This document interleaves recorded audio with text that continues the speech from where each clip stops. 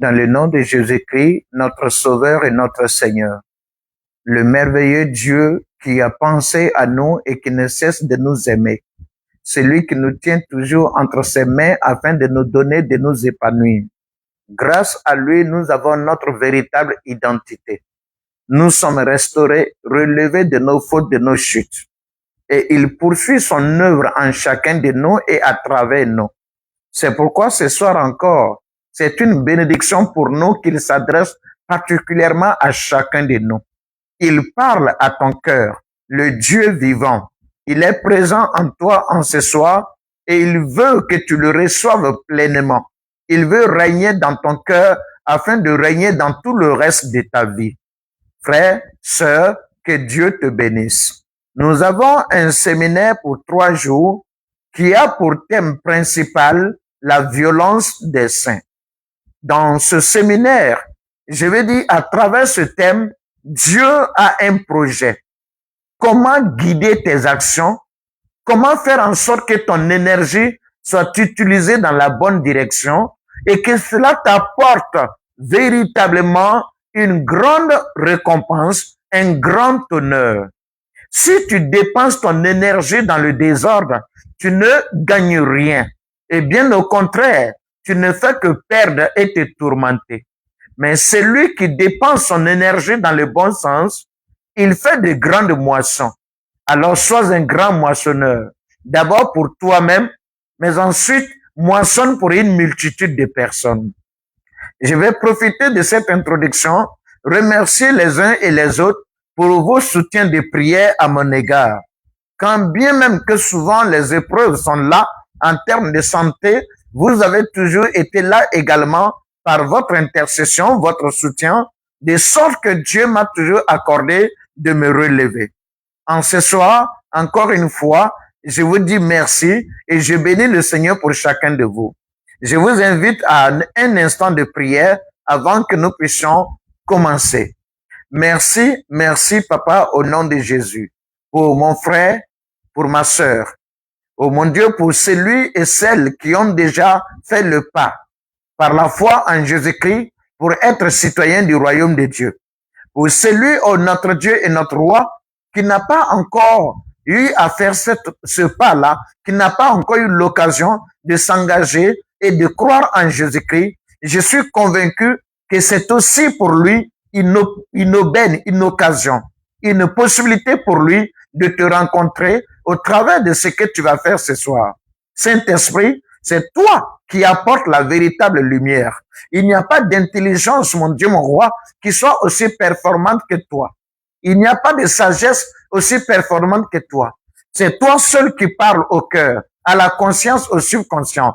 Et c'est toi qui façonnes les vies, de sorte à ce qu'elles prennent la bonne forme. Elles soient enrichies de ce qu'il faut et que l'avenir soit assuré à chacun.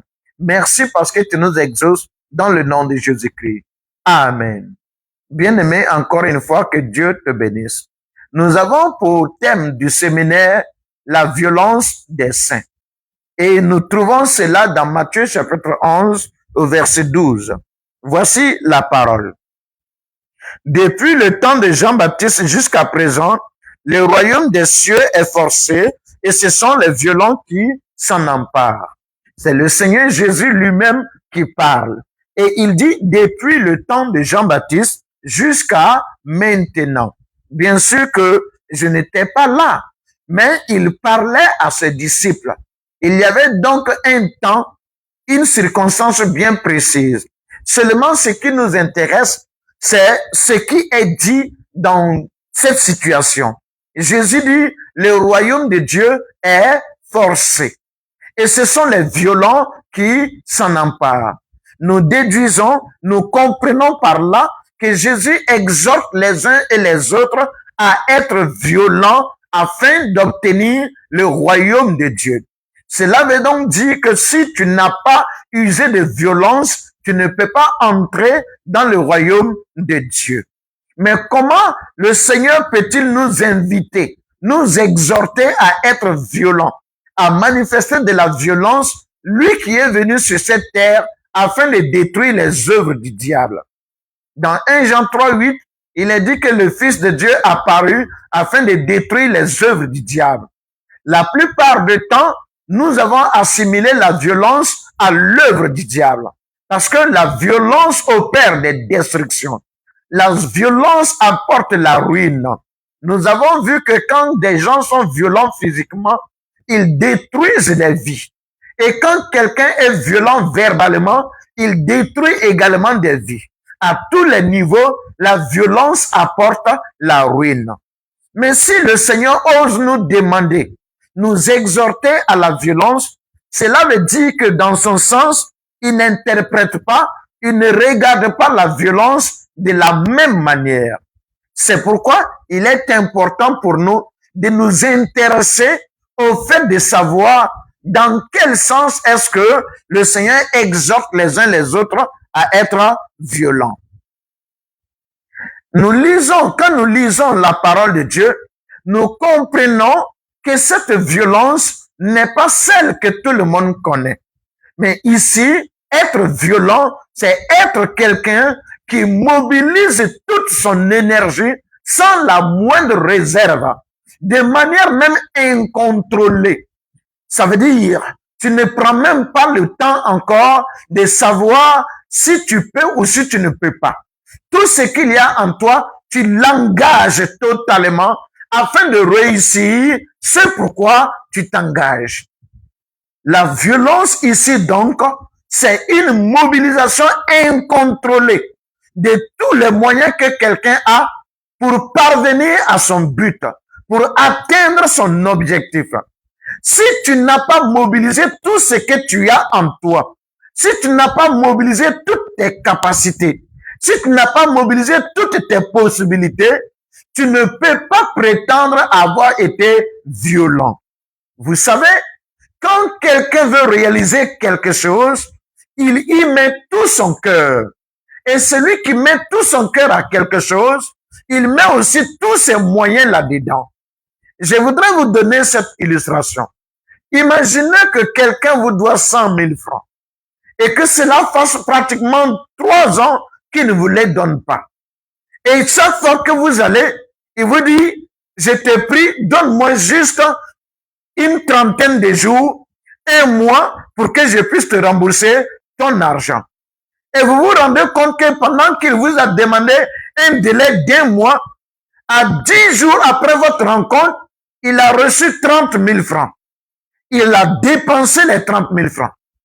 À 20 jours après votre rencontre, il a eu encore 50 000 francs. Mais il les a dépensés parce que ce n'était pas 100 000 francs. À 25 jours après votre rencontre, il a reçu 75 000 francs. Mais il les a dépensés parce que ce n'était pas 100 000 francs. Et maintenant, à 1 mois après votre rencontre, il vient te dire que c'est parce qu'il n'a pas eu les 100 000 francs pour te les rembourser. Et il voudrait que tu sois encore patient avec lui. Quelle sera votre réaction? Vous ne supporterez pas son comportement. Tout simplement parce qu'il vous a démontré qu'il n'a pas envie de vous rembourser votre argent. Et comment est-ce qu'il l'a démontré? Le peu qu'il a eu, il ne l'a pas engagé à rembourser son crédit. Vous comprenez? Mais celui qui est violent, c'est celui qui, après avoir reçu 25 000 francs, sachant qu'il vous doit 100 000 francs, il ne veut même pas utiliser les 25 000 francs ailleurs. Tout de suite, il va vous les remettre pour dire que ce n'est pas 100 000 francs, mais j'ai au moins 25 000 francs, ça ne restera pas chez moi. Ça t'appartient, je te les donne. Ainsi, tu sauras que même si je ne t'ai pas remboursé les 100 000 francs, tout ce que je peux avoir, je l'utiliserai pour te rendre ton dû. Ce que je te dois, je te le rendrai. C'est une violence. Ça veut dire que la personne a mobilisé tout ce qu'elle peut avoir pour te donner ce qu'elle te doit.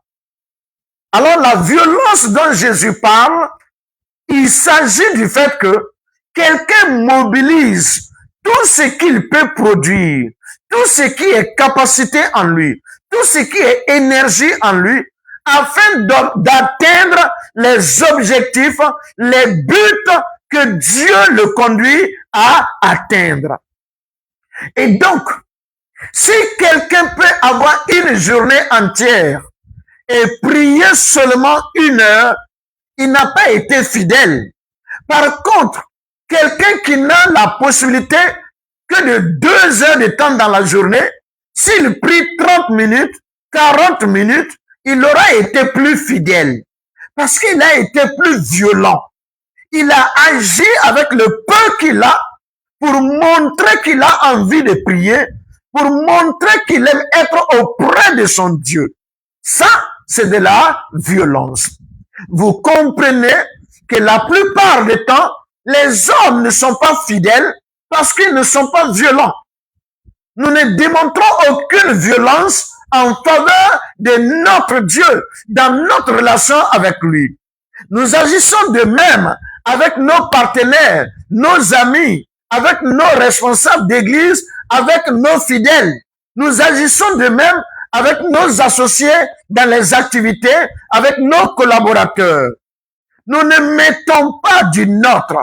Nous n'engageons pas réellement ce qui est de nous, ce qui est en nous pour parvenir à ce qui doit être accompli.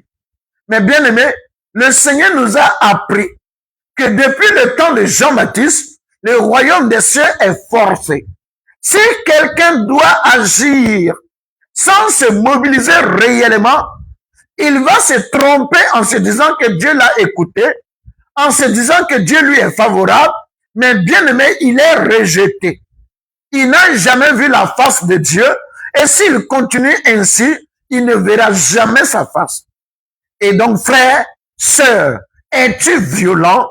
Jésus t'appelle à la violence. Si tu n'es pas violent, tu ne verras pas le royaume de Dieu.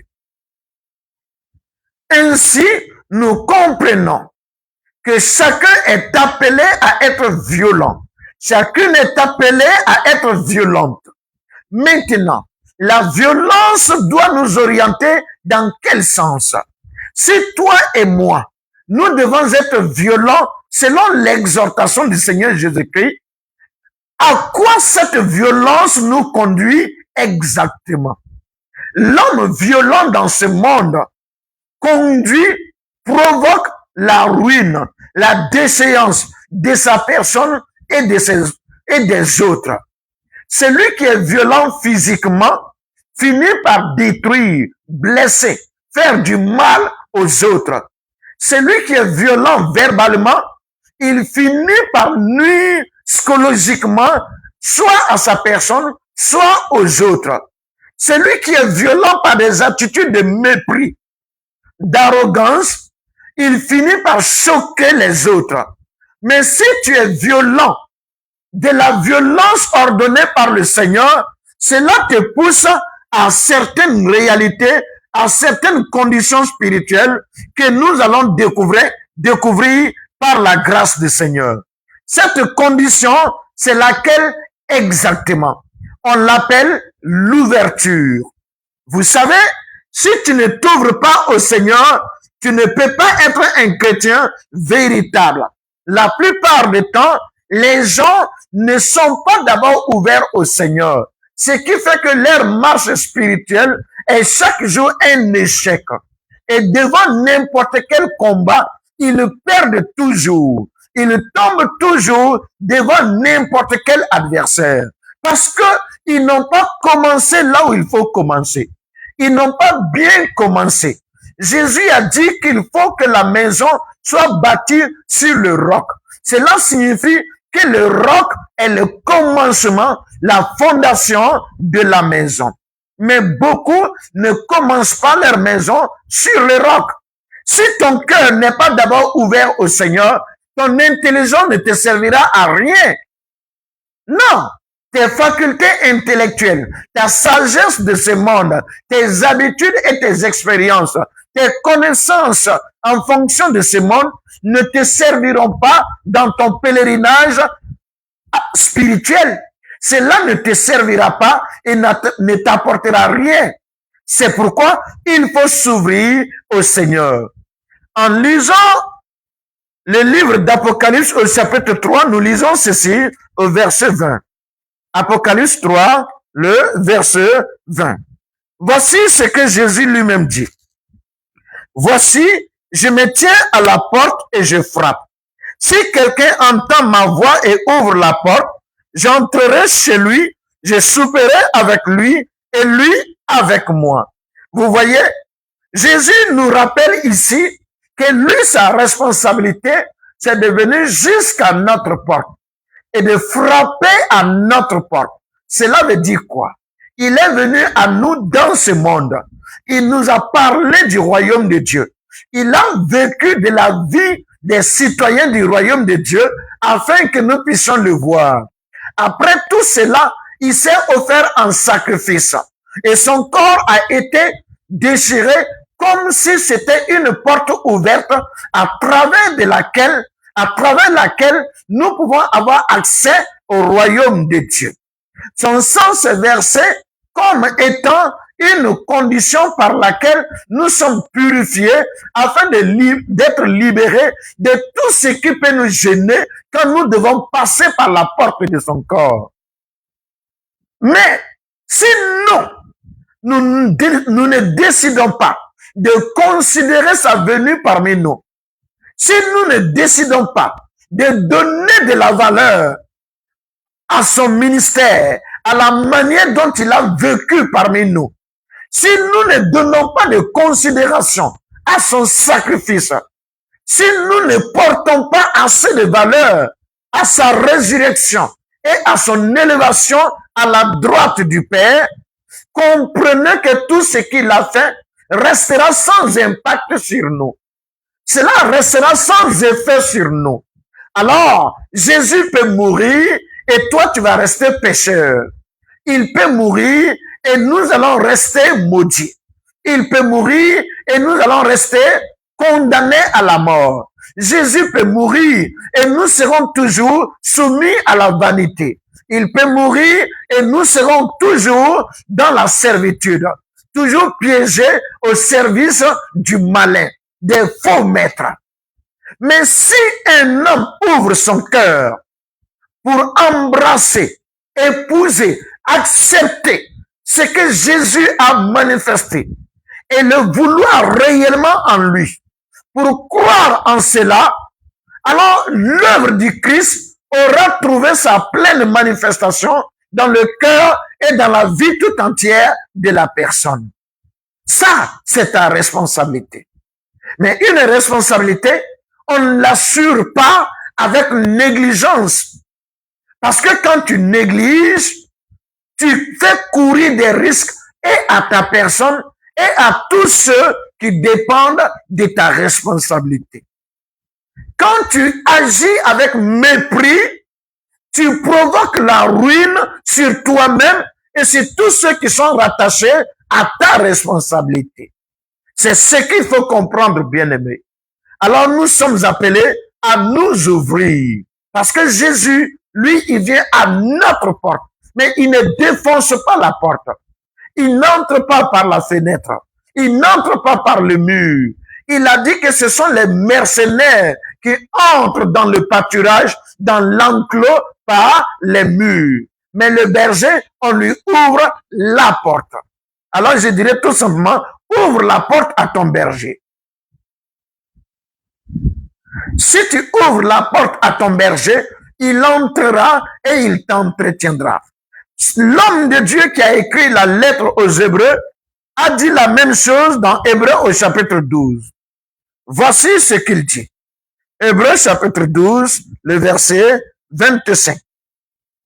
Gardez-vous de refuser d'entendre celui qui parle.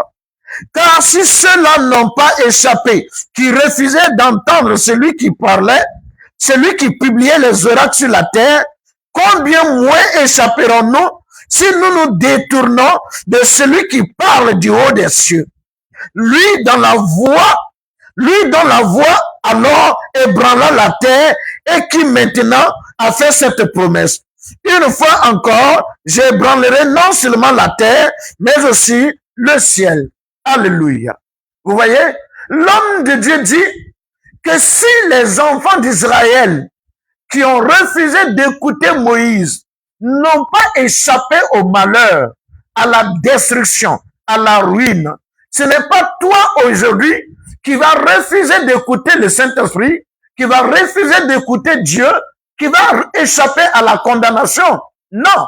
Si tu refuses d'écouter le message du salut, le message du réveil spirituel, le message de la sanctification et de la consécration à Dieu, tu dois savoir, bien-aimé, que tu es condamné à la mort éternelle. Tu es condamné à la servitude, condamné à servir des mauvais maîtres, tu es condamné à la malédiction. Ce qui signifie que non seulement tu es rendu fragile, mais encore tu es exposé aux yeux de tes ennemis qui sont devenus plus forts que toi. Tu es également exposé à la vanité, ce qui signifie que tout ce que toi tu feras n'aura pas de suite. On parle de vanité lorsque l'acte qu'on pose ne nous donne pas d'espérance.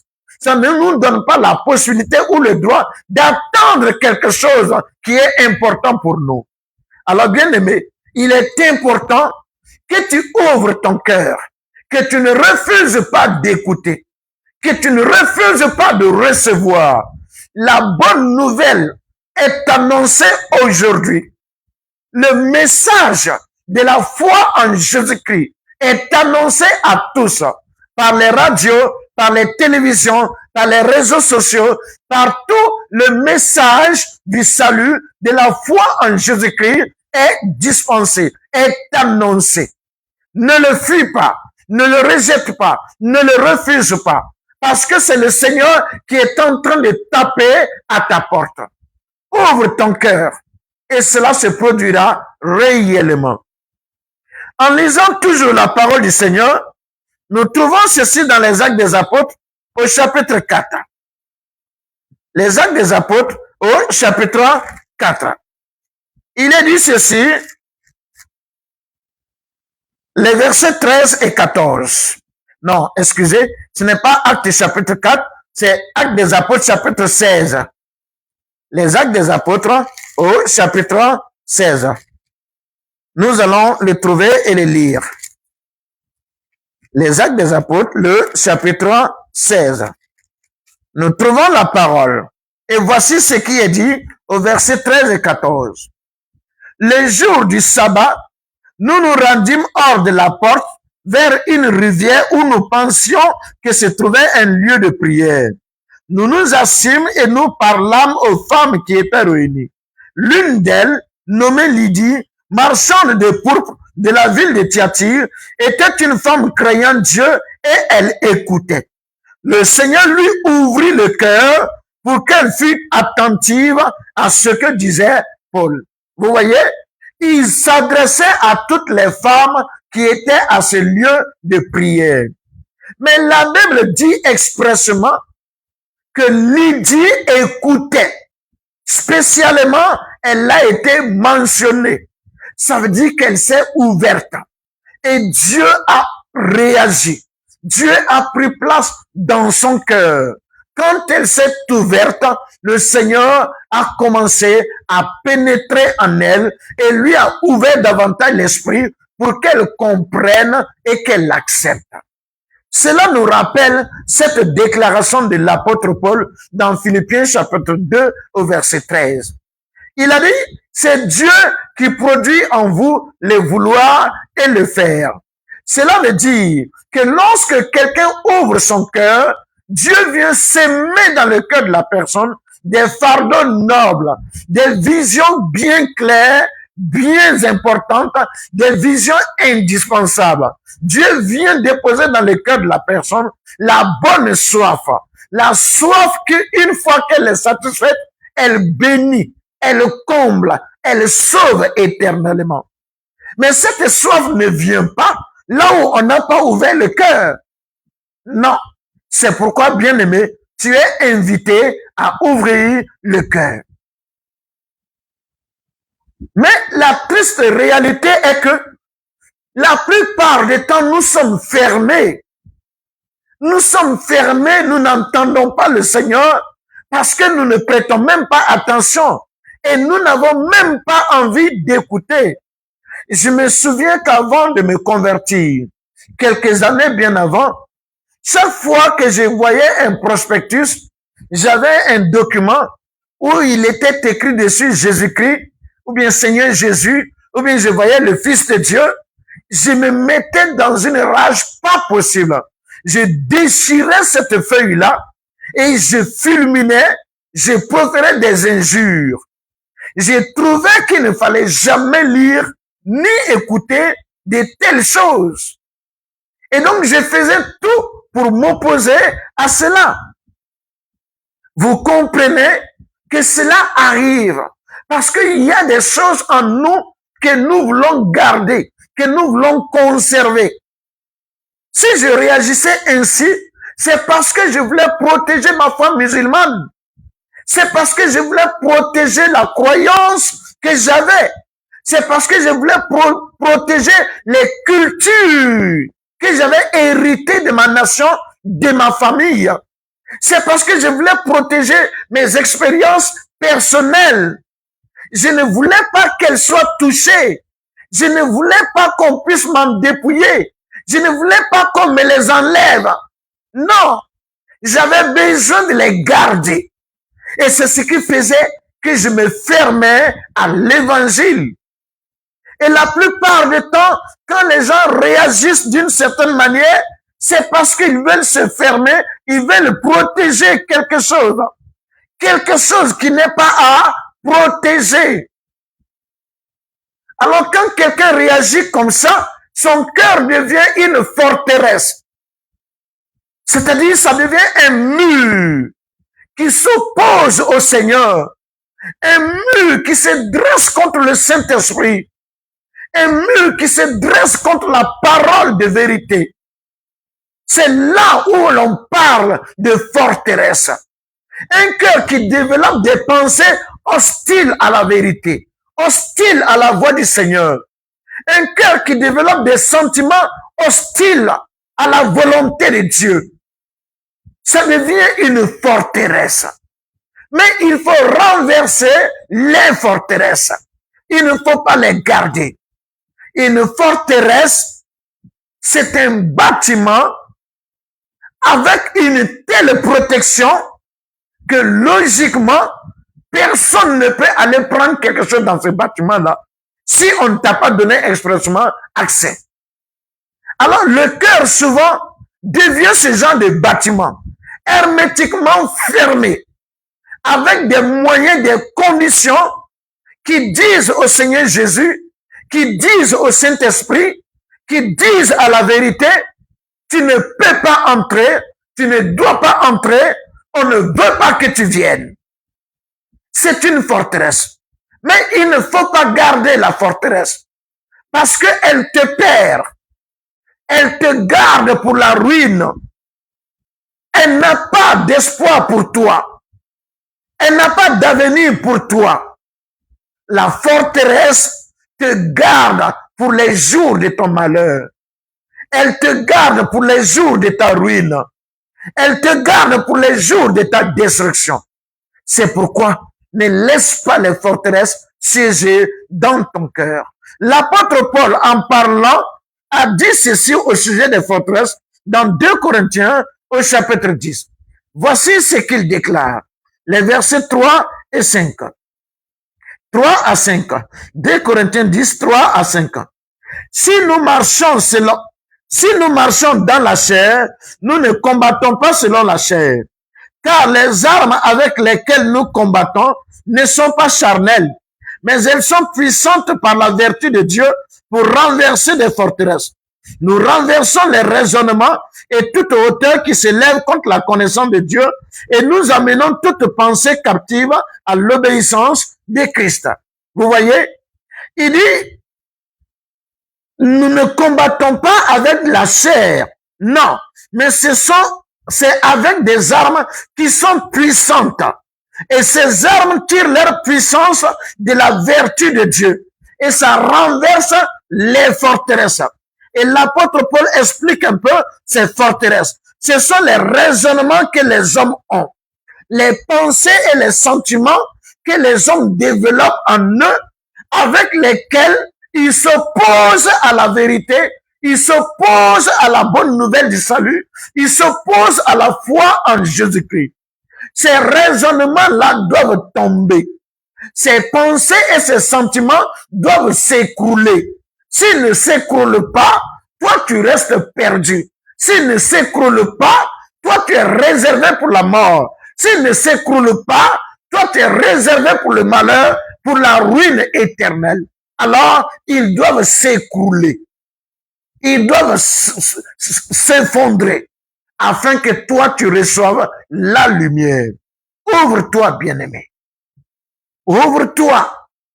Laisse les forteresses s'écrouler. Laisse Dieu les renverser.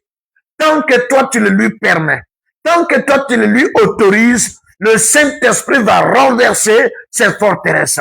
Jésus va renverser ces forteresses. La vérité va renverser ces forteresses et elle va parvenir jusqu'à toi. Faire de toi une personne rachetée, sauvée, une personne heureuse et bénie du bonheur de Dieu. Ouvre ton cœur. Ouvre ta vie au Seigneur.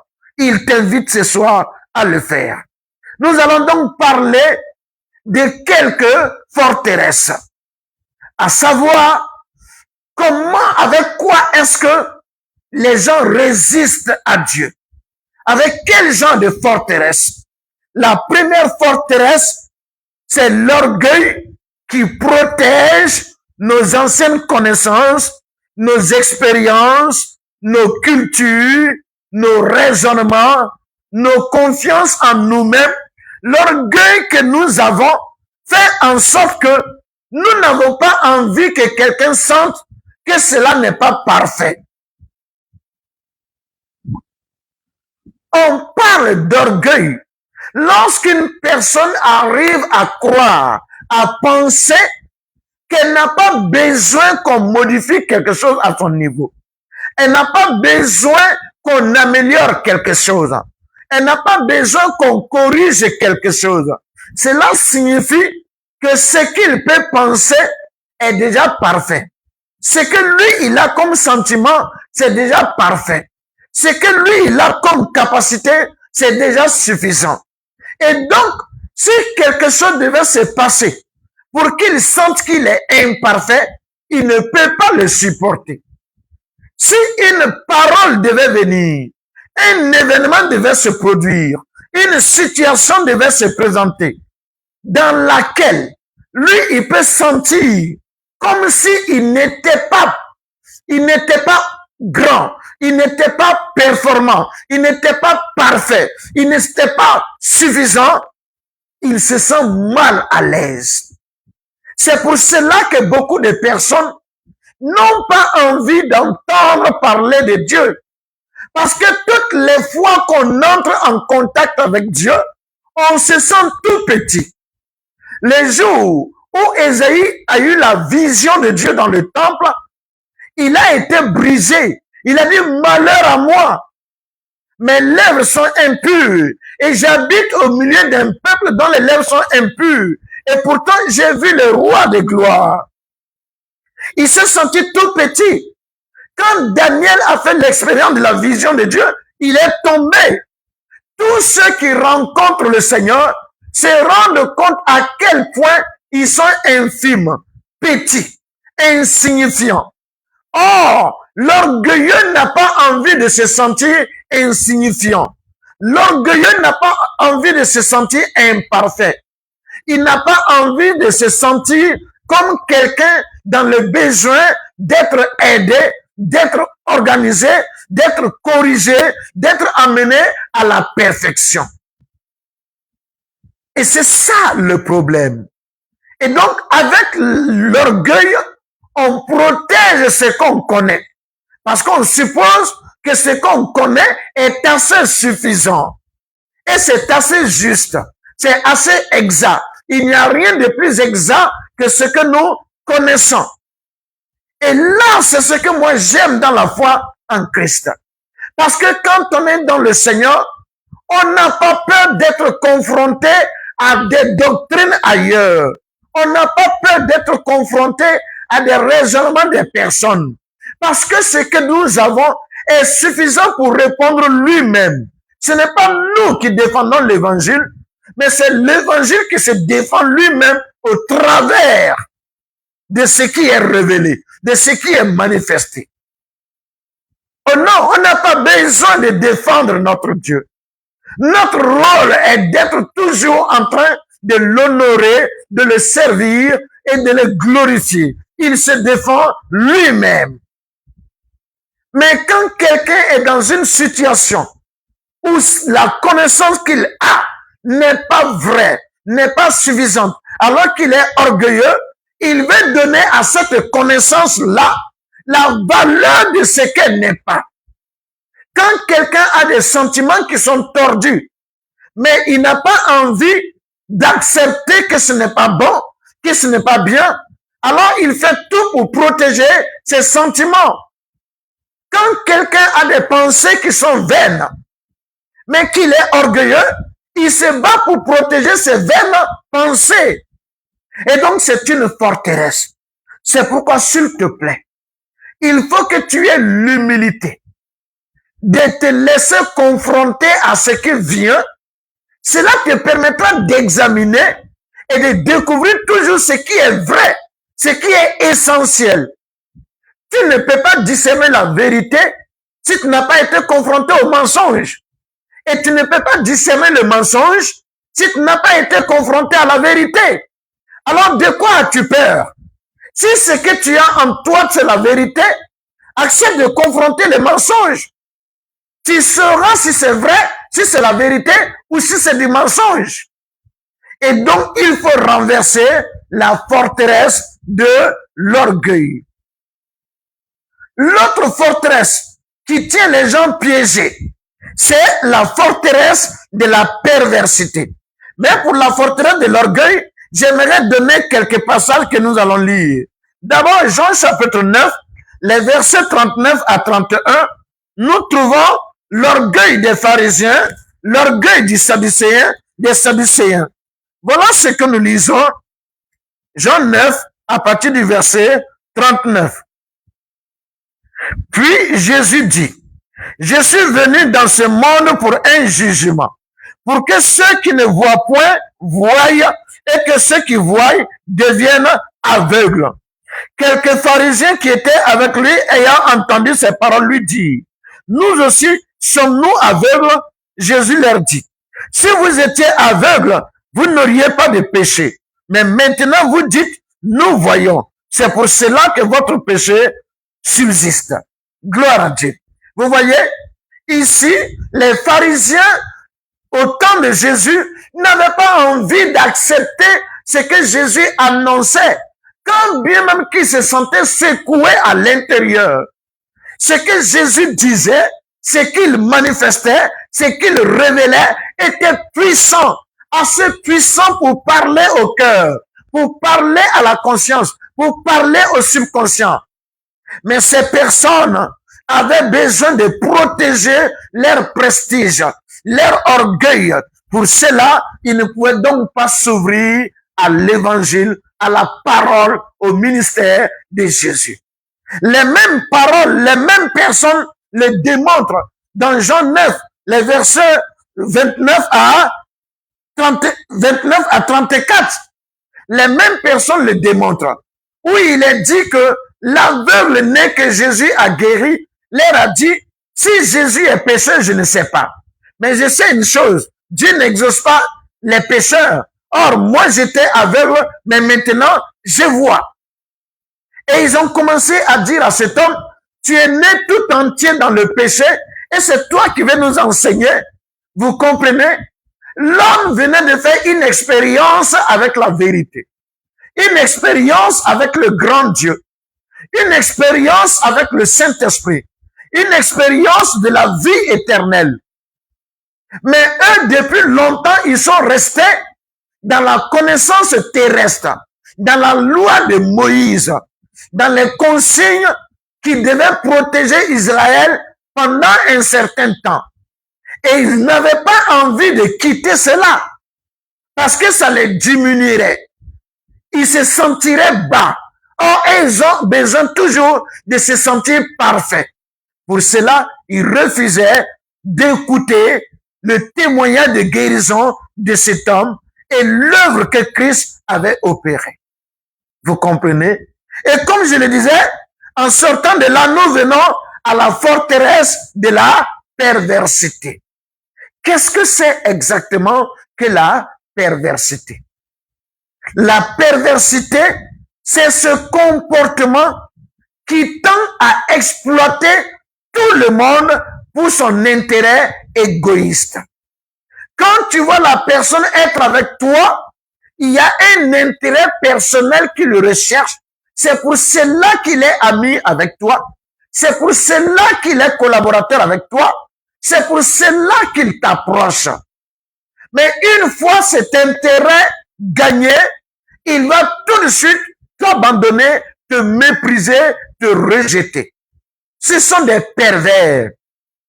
Un homme est pervers lorsqu'en tout temps, son intérêt le pousse à être hypocrite, méchant, à jouer des tours aux autres. C'est de la perversité. Et la perversité tient beaucoup de personnes dans une attitude véritablement ridicule.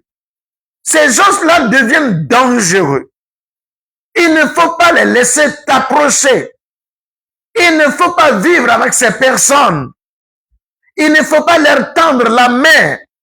Pas parce que tu es censé être méchant, non. Mais tu dois veiller sur toi parce qu'ils ne sont là que pour te tendre des pièges et pour pouvoir récolter leur intérêt, atteindre leur objectif. Une fois que eux, leur besoin narcissique est comblé et satisfait, toi, ils t'abandonnent. La plupart du temps, d'ailleurs, ils te nuisent avant de partir. Ce sont des pervers. Et il y a des gens qui sont pervers, qui ne veulent pas changer parce qu'ils ont des intérêts narcissiques, des besoins égoïstes qui les occupent, qui les possèdent. Et pour cela, ils ne peuvent être honnêtes avec personne. Ils ne peuvent être loyaux avec personne. Ils ne peuvent être gentils avec personne. Ils ne peuvent être sincères avec personne. Et beaucoup d'entre nous, à l'église, nous confessons le nom du Seigneur, mais nous n'avons pas libéré nos cœurs pour que Jésus brise la forteresse de la perversité. Nous sommes encore pervers. Nous sommes chrétiens, mais nous jouons des tours. Nous sommes chrétiens, mais nous mentons aux autres. Nous sommes chrétiens, mais nous agissons pour obtenir ce que nous cherchons, tout en ignorant ce qu'il faut aux autres. Et ça, c'est un problème majeur.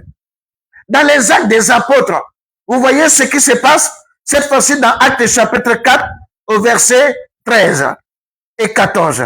Les actes des apôtres au chapitre 4. La parole de Dieu nous est donnée. Et voici ce que nous pouvons lire. Les versets 13 à 14. En parlant des pharisiens, il est dit, lorsqu'ils virent l'assurance de Pierre et de Jean, ils furent étonnés, sachant que c'étaient des hommes du peuple sans instruction, et ils les reconnurent pour avoir été avec Jésus.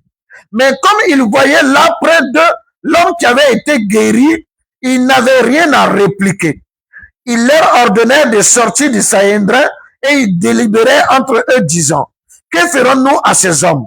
Car il est manifeste pour tous les hommes, les habitants de Jérusalem, qu'un miracle signalé a été accompli par eux et nous ne pouvons le nier. Mais afin que la chose ne se répande pas davantage parmi le peuple, défendons-leur avec menace de parler désormais à qui que ce soit en ce nom-là. Vous comprenez? Ils savent que ce qui est fait, ce qui est dit, ils savent que ce qu'ils viennent de voir, la guérison miraculeuse de ce boiteux, est un fait extraordinaire opéré par le nom de Jésus-Christ au travers des apôtres. Mais le problème est que eux, les pharisiens, ils ont l'habitude de tirer privilège de leur position. On les salue et on les appelle rabbi, ce qui signifie maître. Et donc, quand on les salue, il y a une révérence. On baisse la tête. On leur donne de la considération. Ils peuvent entrer dans les familles comme ils veulent. Ils ont autorité sur les hommes, autorité sur les enfants, autorité sur les femmes. À tous les niveaux, ils sont les personnes privilégiées. C'est la classe privilégiée. Et ils ont envie, ils ont besoin de maintenir, de conserver cet avantage-là. Pour cela, même si la vérité est exposée, ils ne veulent pas l'accepter. Parce que ça ne leur permettra pas de profiter des autres. Ça ne leur permettra pas de dominer les autres. Ça ne leur permettra pas de recevoir les honneurs partout où ils passent comme auparavant. Voilà donc de la perversité. Ils font tout pour garder les gens sous leur domination, sous leur contrôle, afin de profiter de ces personnes-là. Aujourd'hui, nous, souvent les hommes de Dieu, nous en venons à être pervers. Nous agissons à contrôler les gens pour nos intérêts personnels, pour nos considérations personnelles. Non, si ton intérêt pour un fidèle, pour une brebis, ne consiste pas à l'aider, à cultiver une bonne relation avec Jésus-Christ, tu es un narcissique, un pervers, un égoïste qui vient pour tromper et dévorer. Tu es un mercenaire. Le fidèle qui se trouve dans une église, si tout ce qui l'intéresse, c'est ce qui va lui arriver un jour, comme une guérison, un déblocage, un travail, un mariage, et il s'arrange juste pour obtenir cela, il est aussi pervers.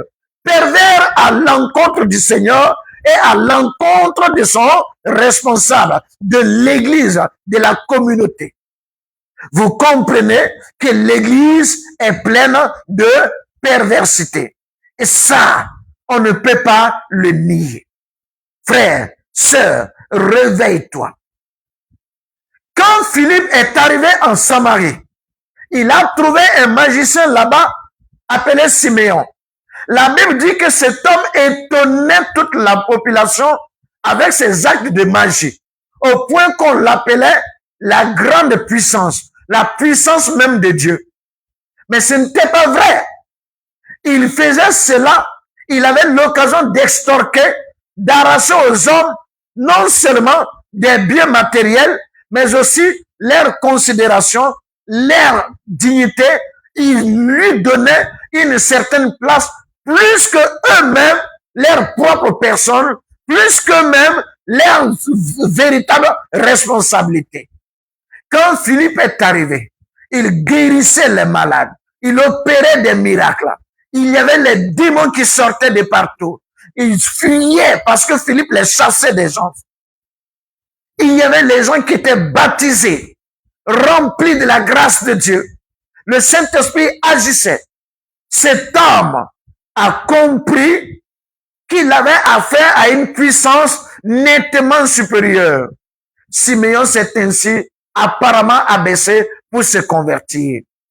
Mais on se rend compte après que sa conversion avait un autre but. Il voulait découvrir le secret qui était derrière les actions de Philippe. Qu'est-ce qui provoquait cela? Quand les apôtres sont venus appuyer Philippe, on dit, il a dit aux apôtres, prenez de l'argent et donnez-moi aussi de ce pouvoir-là, afin que tous ceux à qui je vais imposer les mains, qu'ils aient aussi le Saint-Esprit. Il n'avait pas abandonné sa soif de spectacle, sa soif d'impressionner, de maîtriser les gens, de soumettre les gens, sa soif de s'imposer au cœur des gens. Il n'avait pas renoncé à cela. Il ne s'était pas repenti. Donc sa conversion était encore un piège. Et aujourd'hui, beaucoup de personnes agissent ainsi avec le Seigneur et avec l'Église. Frère, cela n'est pas bien. Sœur, cela n'est pas bien. Ouvre ton cœur au Seigneur. Laisse-le briser la forteresse de la perversité. De la forteresse de la perversité, nous allons briser également la forteresse de la vanité. Frère, nous avons dit ça tout de suite. Sœur, qu'est-ce que la vanité? La vanité, c'est tout comportement, tout engagement, tout acte, toute action, toute pensée qui n'a pas une suite favorable. Tu as fini de poser l'acte. S'il doit y avoir un lendemain, c'est que tu dois attendre un malheur. Mais ton acte ne te récompensera pas avec de bonnes choses dans les temps à venir. C'est ça qu'on appelle la vanité. Les mauvais riches, dans Luc chapitre 16, on dit, ils mangeaient, ils buvaient ce qu'ils voulaient. Ils menaient joyeuse vie, ils faisaient la fête. Ils avaient toutes sortes de relations avec les femmes. Ils avaient des amis n'importe comment. Mais ces dépenses qu'ils faisaient ne lui ont rien réservé de bon à la suite des temps. Quand il est mort, il s'est retrouvé condamné dans le séjour des morts. C'est là qu'il a vu Lazare et il a dit, Père Abraham, envoie Lazare tremper le bout de son doigt et de mettre sur ma langue, car je souffre cruellement dans cette flamme. Personne ne désire quitter l'ombre pour se retrouver exposé aux rayons brûlants du soleil. Personne ne désire quitter un confort de tranquillité, de paix, pour se retrouver dans le feu. Mais parce que tout simplement, les actes qu'il posait, les comportements qu'il avait, les attitudes qu'il développait, les pensées, les mentalités, les sentiments qu'il avait, ne lui ont rien réservé de bon à la suite. Tout ce qu'il a pu récolter de ces choses-là, c'est le malheur. C'est ça que l'on appelle la vanité. La vanité se termine toujours par la déception, la frustration, un réveil brutal, amer et douloureux. C'est pourquoi fais attention. Tes actes ne doivent pas être des actes de vanité. Tes projets, tes choix, tes décisions, tes paroles, tes comportements ne doivent pas venir de la vanité et ils ne doivent pas être dans la vanité. Il faut que tout ce que tu fais puisse apporter quelque chose au lendemain, quelque chose de meilleur, quelque chose d'édifiant, quelque chose qui produit ce que l'on appelle l'espérance. On dit quand le laboureur finit de s'aimer, de cultiver, il attend avec espérance la moisson. Mais pourquoi il attend de moissonner? Parce qu'il a travaillé. Et celui qui passait son temps dans sa chambre, sur son lit, en train de dormir, en train de rêver, en train de scroller sur les réseaux sociaux, quand il va se lever de là, ce qui va l'accueillir à la suite des temps, c'est la famine, c'est la pauvreté, c'est les échecs. Ça, c'est la vanité. Alors nous devons sortir de la forteresse de la vanité. Parce que ce n'est pas là quelque chose que Dieu veut pour nous. Dans 2 Pierre chapitre 2, nous trouvons des personnes que la Bible présente comme des gens piégés par la vanité. Il est dit ceci. 2 Pierre au chapitre 2. Permettez-moi de les trouver rapidement. 2 Pierre, le chapitre 2. Nous lisons à partir du verset 12 jusqu'au verset 18. Voici la parole. Mais eux, on va commencer au verset 16, au verset 11 du moins. Tandis que les anges supérieurs en force et en puissance ne portent pas contre les autorités des jugements injurieux devant le Seigneur, mais eux, semblables à des brutes qui s'abandonnent à leur penchant naturel et qui sont nés et qui sont nées pour être prises et détruites, ils parlent d'une manière injurieuse de ce qu'ils ignorent et ils périront par leur propre corruption, recevant ainsi le salaire de leur iniquité. Ils trouvent leur délice, ça veut dire leur plaisir, ils trouvent leur délice à se livrer au plaisir en plein jour. Hommes tarés et souillés, ils se délectent dans leur tromperie en faisant bonne chère avec vous. Ils ont les yeux pleins d'adultère et insatiables de péché. Ils amorcent les âmes mal affermies. Ils ont le cœur exercé à la cupidité. Ce sont des enfants de malédiction, des enfants de malédiction. Après avoir quitté les droits chemins, ils se sont égarés en suivant la voie de Balaam, fils de Bosor, qui aima le salaire de l'iniquité, mais qui fut repris pour sa transgression. Une ânesse muette faisant entendre une voix d'homme arrêta la démence du prophète. Ces gens-là sont des fantômes, des fontaines sans eau, des nuées que chasse un tourbillon. L'obscurité des ténèbres leur est réservée. Vous voyez, des fontaines sans eau. Ça veut dire qu'il ne peut rien provenir de ces personnes-là qui donnent la vie. Ça va finir par la déception. Eux-mêmes, ils seront déçus et ceux qui les écoutent seront déçus. Vous savez, on ne peut donner que ce qu'on a.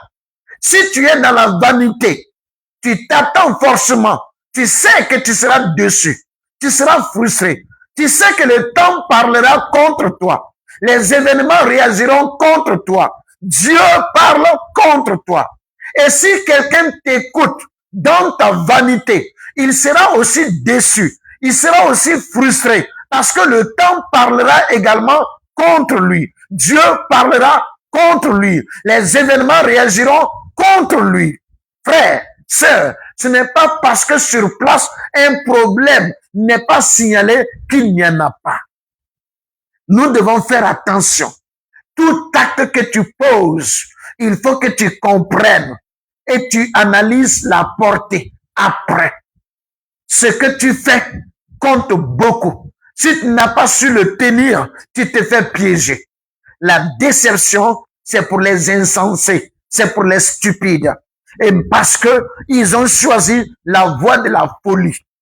Il est dit dans Éphésiens 4, 17, l'apôtre Paul dit, ne marchez pas comme les païens qui marchent selon la vanité de leurs pensées. Cela veut dire que ce sont des personnes qui ne laissent pas Dieu examiner ce qui est en eux, examiner leurs projets, leurs sentiments, leurs pensées, leurs comportements.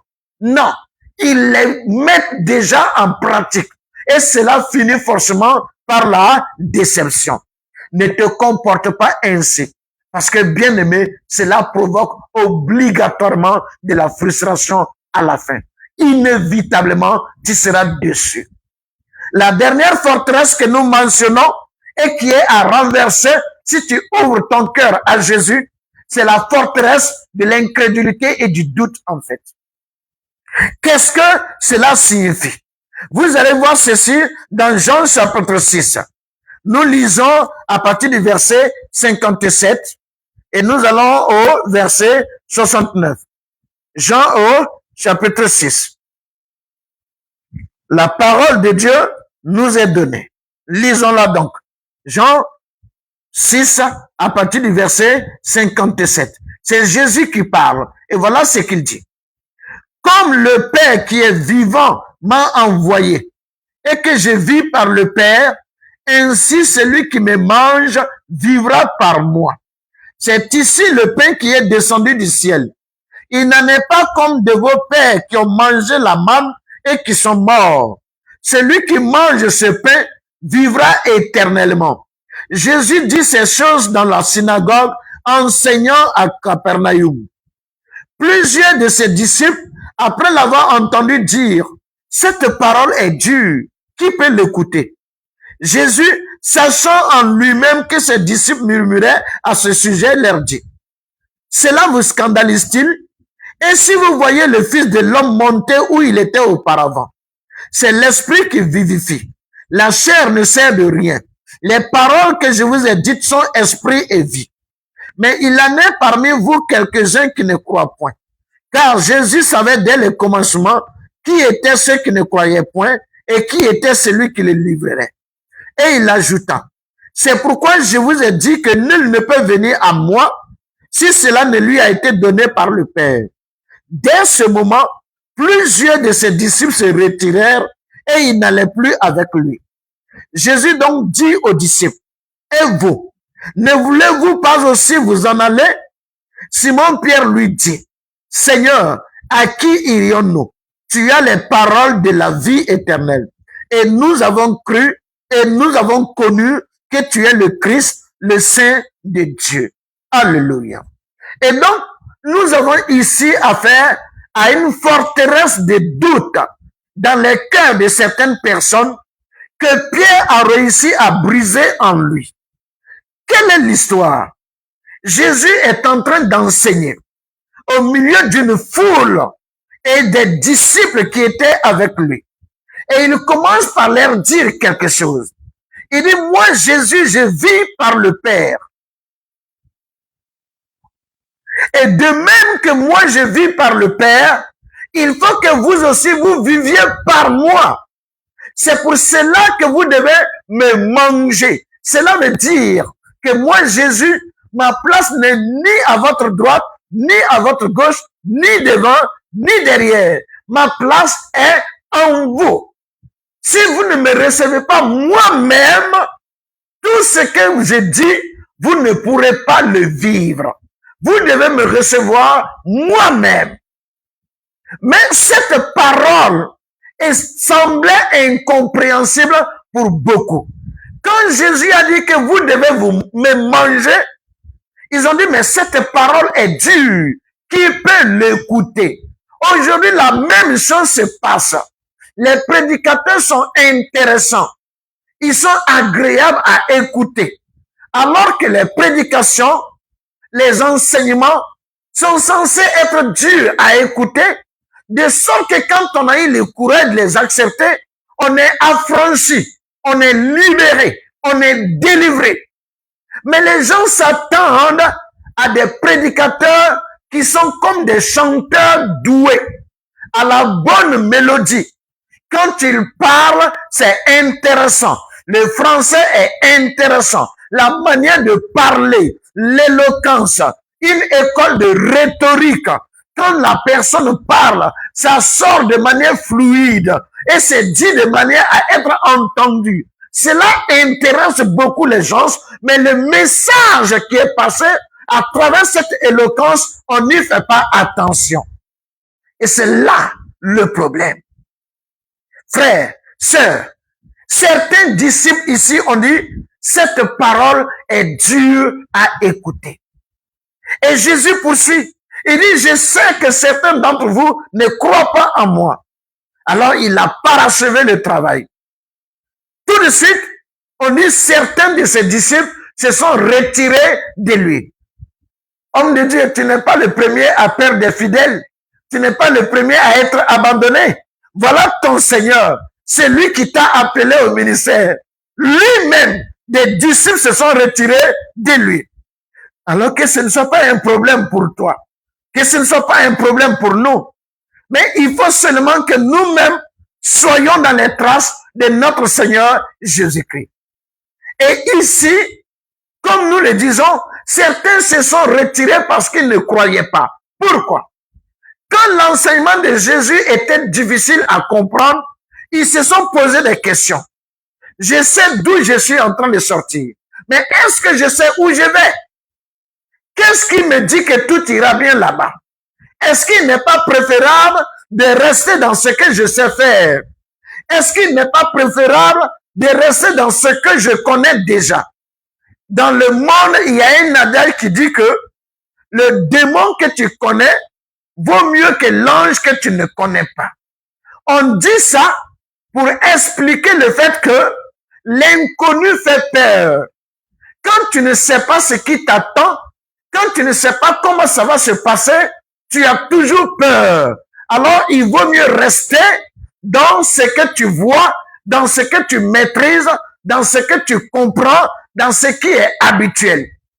Et beaucoup de personnes ne veulent pas sortir de leur confort. C'est pourquoi lorsque le Seigneur fait des promesses, nous ajoutons des questions à la promesse. Et si j'accepte? Et si je suis? Et si je m'engage? Et puis après, ça ne s'est pas passé comme ça. Et si ça s'est passé autrement? Alors quand on finit de se poser des questions, on préfère retourner à ce qu'on était. Et des fois, d'autres personnes trouvent un moyen. Ils associent les deux, l'ancien et le nouveau en même temps. Pendant qu'ils marchent vers l'inconnu, ils ne veulent pas quitter l'ancien. Ils font ce que l'on appelle du syncrétisme. C'est mélangé, ça devient du paganisme. Et cela ne peut pas être une voie du salut pour toi ni pour moi. Nous sommes appelés à avoir une option, à faire un choix, à nous engager dans un seul chemin. Frère, sœur, le doute, ça vient de la peur de l'inconnu.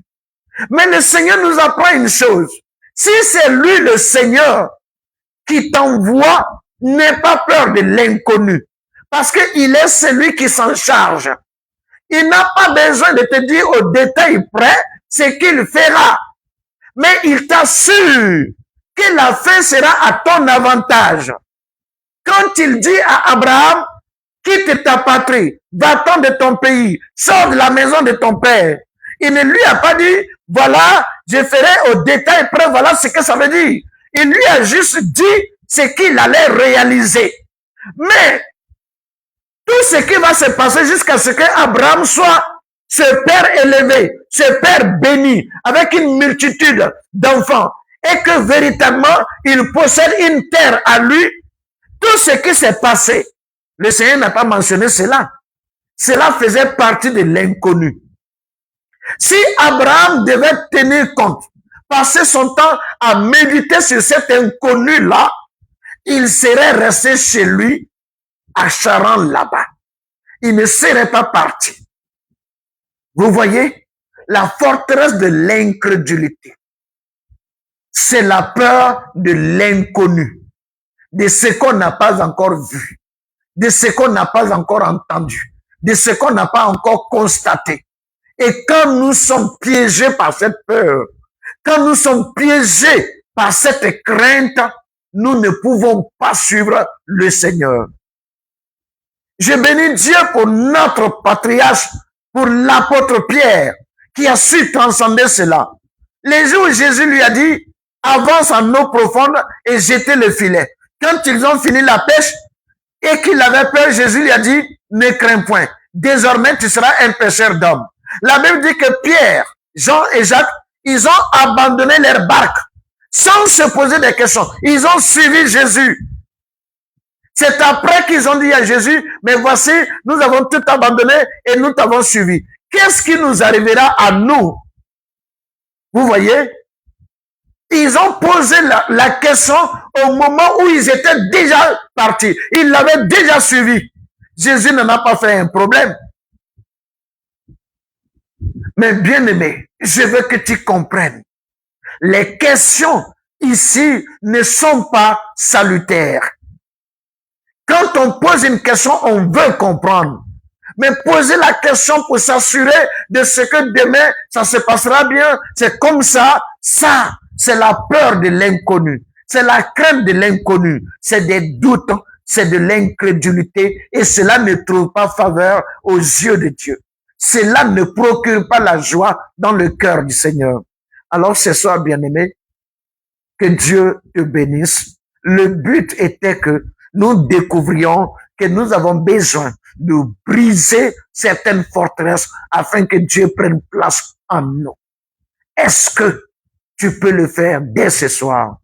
Notre Dieu, il y a des choses avec lesquelles nous vivons, des choses avec lesquelles nous sommes restés, des choses dans lesquelles nous sommes toujours et que nous sommes restés, ou alors des choses que nous avons transportées souvent. Mais quand l'on te rencontre, nous sommes appelés à abandonner. Nous sommes appelés à rejeter. Nous sommes appelés à briser ces choses. Parce que Seigneur, lorsque tu viens dans nos vies, oh mon Dieu, tu rabaisses, tu anéantis, tu détruis, tu réduis, mon Dieu, à zéro toutes ces choses. Tout simplement parce qu'elles ne nous étaient pas utiles. Elles ne nous procuraient pas d'espérance. Elles ne pouvaient pas nous bâtir. Elles ne pouvaient pas assurer notre avenir. Elles ne pouvaient pas nous tenir dans la condition vraie.